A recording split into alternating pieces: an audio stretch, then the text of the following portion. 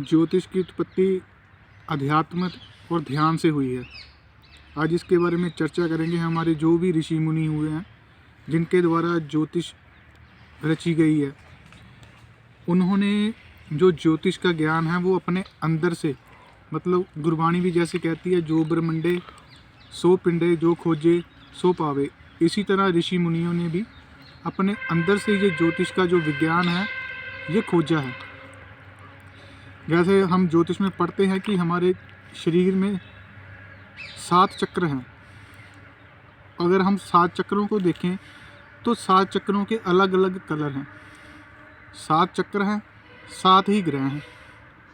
तो अगर हम ग्रहों का रंग देखें, मंगल का रंग लाल है, सूर्य का नारंगी है, बृहस्पति का पीला है। तो ऐसे ही उन चक्रों के कलर्स भी ऐसे ही हैं। तो ऋषि मुनियों ने अंदर से देखा है। जो ज्योतिष का विज्ञान है उन्होंने अपने अंदर से पैदा किया। उन्होंने कोई उड़ के ब्रह्मांड में जाके नहीं देखा कि वहाँ पे ग्रह हैं। वो तो आज जो साइंस है, साइंस बता रही है कि वहाँ पे ये ग्रह हैं। तो हमारे ऋषि मुनियों ने तो पहले ही, हज़ारों साल पहले ही बता चुके हैं कि मंगल लाल रंग का है, बृहस्पति पीले रंग का है।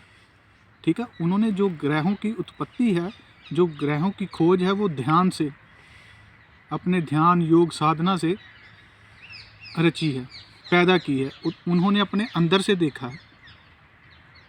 तो इसीलिए हम वीडियो बनाने का हमारा मकसद यही था कि लोगों को बताना कि ज्योतिष कोई भी वहम नहीं है, ये एक विज्ञान है। ये ध्यान से पैदा हुआ है, अध्यात्म से पैदा हुआ है।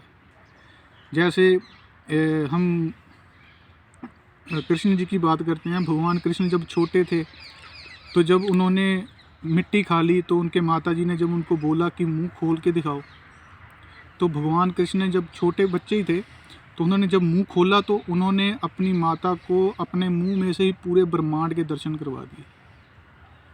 तो जैसे एक और है, गुरु नानक देव जी जब पीर दस्तगीर के पास गए तो पीर दस्तगीर का कहना था कि जो भगवान है वो 7वें आसमान पर रहता है, कि 7 आसमान है और भगवान 7वें आसमान पर रहता है। तो पीर दस्तगीर के बेटे को गुरु नानक देव जी ने फिर उसका हाथ पकड़ के उसको ब्रह्मांड के दर्शन कराए। इतने ब्रह्मांड उसको दिखा दिए, लाखों ही ब्रह्मांड दिखा दिए।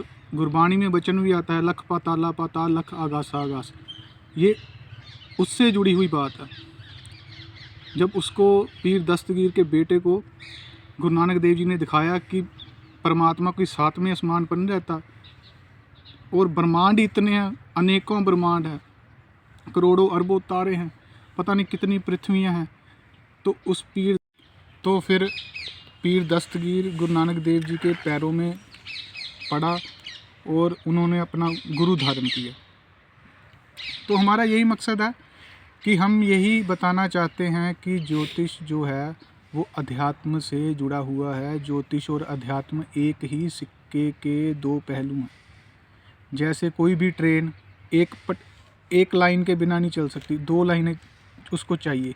इसी तरह जो ज्योतिष है वो अध्यात्म के बिना नहीं चल सकता।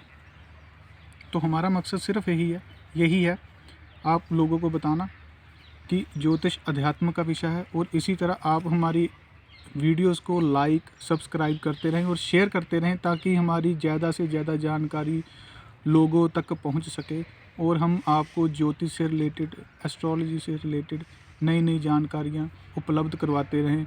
धन्यवाद।